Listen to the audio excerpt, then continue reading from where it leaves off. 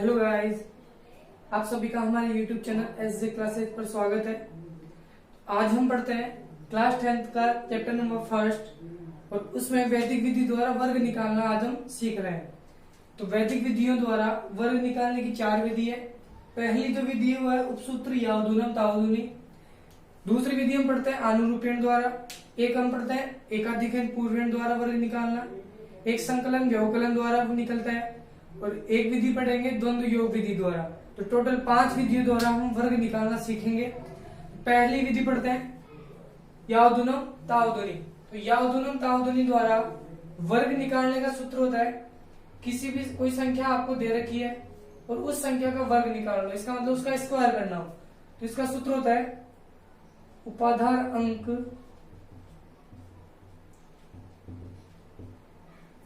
Bracket संख्या plus विचलन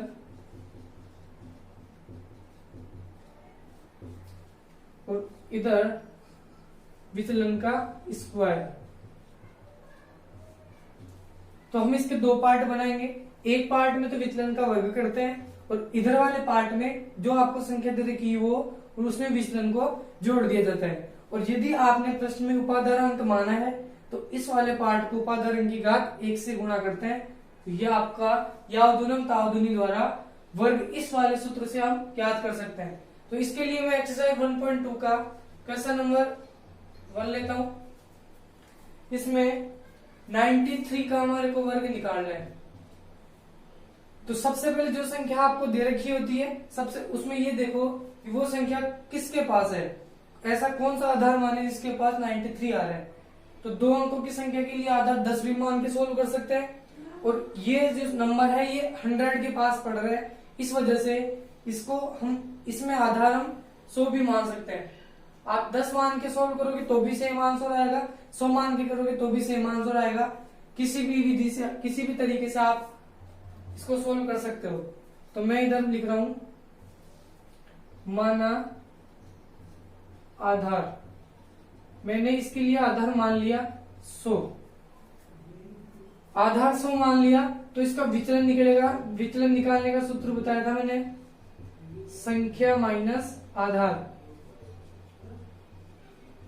किसी भी संख्या में से आधार को आप घटा दो। यदि आधार माना है तो उपाधार हो तो उपाधार को भी घटा सकते हो।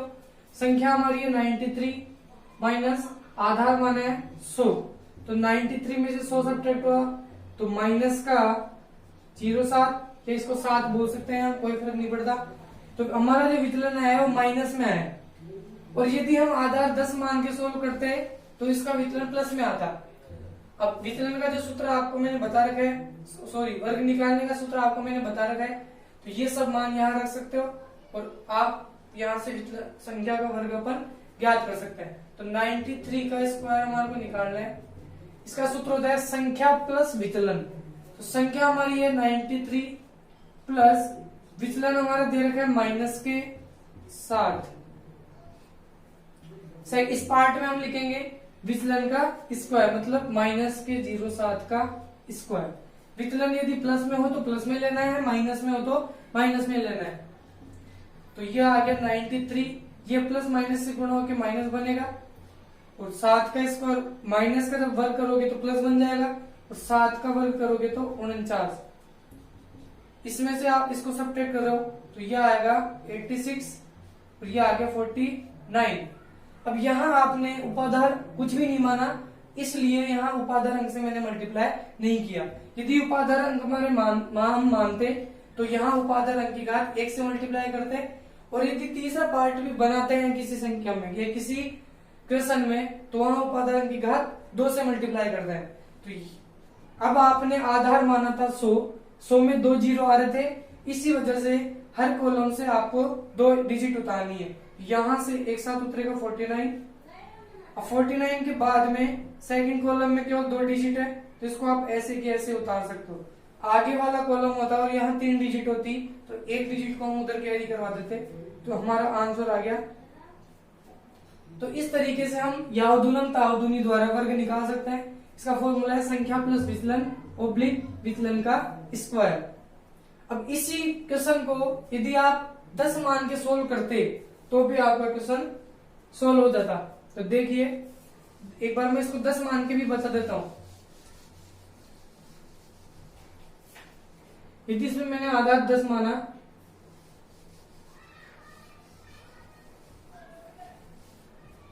यदि आपने क्वेश्चन में आधार 10 माना है तो इसमें उपाधार मानना पड़ेगा ताकि विचलन हमारा कम से कम आए। तो विचलन कब आएगा? जब हम 90 के पास पहुंचेंगे। तो 10 को हम किससे मल्टीप्लाई करें कि 90 आ जाए? तो 9 से। तो 9 हमारा हो जाता है उपाधार अंक।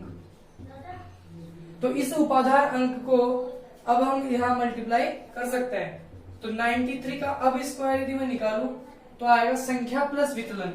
तो 90 से इसके विचलन निकाले तो विचलन होता है संख्या मतलब 93 माइनस आधार या उपाधार। तो उपाधार माना है तो उपाधार लिखोगे। तो 93 माइनस 90 ये बच रहा है प्लस के 3। तो संख्या प्लस विचलन मीन्स 93 प्लस 03 और इधर आता है विचलन का स्क्वायर। तो विचलन कितना है हमारे पास? प्लस के 3। तो यहां 3 का हो जाएगा वर्ग। तो ये हो गया 93 और 3 96 और 3 का स्क्वायर आ गया 9। अब यहां आपका क्वेश्चन कंप्लीट नहीं हुआ क्योंकि अभी तक हमारे को उपाधार अंक से इसको मल्टीप्लाई करना है और उपाधार अंक है हमारे 9। यहाँ 9 की घात 0 से मल्टीप्लाई करेंगे और यहाँ 9 से मल्टीप्लाई करेंगे। 9 से इसको मल्टीप्लाई किया तो ये आ गया 54 के 4 ये आ गया 86 और ये 9 का 9। अब यहाँ आपने अपने आधार में 0 केवल एक ही है तो एक कॉलम से एक ही डिजिट उतरेगी। यहां से 9 ले लिया, यहां से हम 4 ही लेते हैं। तीसरा भी पार्ट आपके पास होता लेकिन यहाँ पार्ट नहीं है तो ये वाला नंबर ऐसे की ऐसे। तो इस प्रकार से देखो जब आपने 10 आधार माना तो भी यही आंसर आया और जब आधार 100 माना था तो भी वही आंसर आया। तो उससे कोई फर्क नहीं पड़ता, आप आधार कुछ भी मान सकते हो। तो अब हम पढ़ते हैं एक्सरसाइज का क्वेश्चन नंबर 3। तीसरा जो क्वेश्चन है उसमें हमारे 211 का वर्ग करना है। 211 3 अंकों की संख्या है तो इसके लिए आधार हमारे को मानना पड़ेगा 100 आधार मान लिया। 100 आधार मानने से यदि हम इसका विचलन निकालें तो विचलन का मान बहुत ज्यादा आएगा तो इसलिए इसमें उपाधार भी मानना जरूरी है। तो उपाधार मैंने माना 100 को यदि मैं 2 से मल्टीप्लाई करता हूं तो यहां आता है 200। अब 200 211 के पास में है तो यहां से आप आसानी से इसका विचलन ज्ञात कर सकते हो। 100 को किससे मल्टीप्लाई किया? 2 से, तो इसलिए हमारा उपाधार अंक बन गया 2। विचलन इसका कैसे ज्ञात करोगे? संख्या में से उपाधार को घटा के। संख्या में से उपाधार क्यों घटा? क्योंकि आपने प्रश्न में उपाधार माना है। तो संख्या आपके पास है 211 और उपाधार हमारा है 200। तो यहां से विचलन प्राप्त हुआ प्लस के 11। यहां से आप इसका मान यहां पुट कर दो तो ये मान आया 211 का वर्ग ज्ञात करना है। इसका फॉर्मूला होता है उपाधार अंक। उपाधार अंक का मतलब 2 ब्रैकेट संख्या प्लस विचलन। संख्या हमारे पास दे रखी है 211 प्लस विचलन हमारा है 11 और सेकंड पार्ट में विचलन का करना है वर्ग। 2 ऐसे कैसे 211 और 11 को जोड़ा तो 222 और 11 का वर्ग करने पर आता है 121। 2 को इससे मल्टीप्लाई किया तो ये आ गया 444 और इधर 121 ऐसे कैसे। अब डिजिट्स को उतारना कैसे है? जिस हिसाब से आपने आधार माना था, आधार में 2 जीरो है तो हर एक कॉलम से 2 डिजिट उतरेगी। तो यहां से मैंने 21 को ले लिया और जो थर्ड डिजिट पे था 1 वो इधर कैरी हो जाएगा। तो 444 मिलके उसमें 1 मिल गया तो ये आ गया 445। तो अब हम नेक्स्ट क्वेश्चन देखते हैं, क्वेश्चन नंबर 4।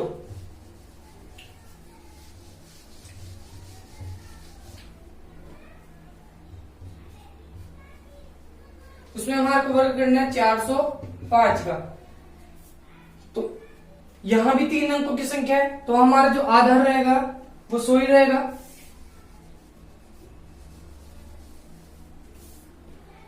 तीन अंकों की संख्या के लिए आधार 100 ही रहेगा लेकिन 100 से इसका विचलन बहुत ज्यादा आ रहा है तो यहां भी आपको उपाधार मानना पड़ेगा और उपाधार मानेंगे हम 400।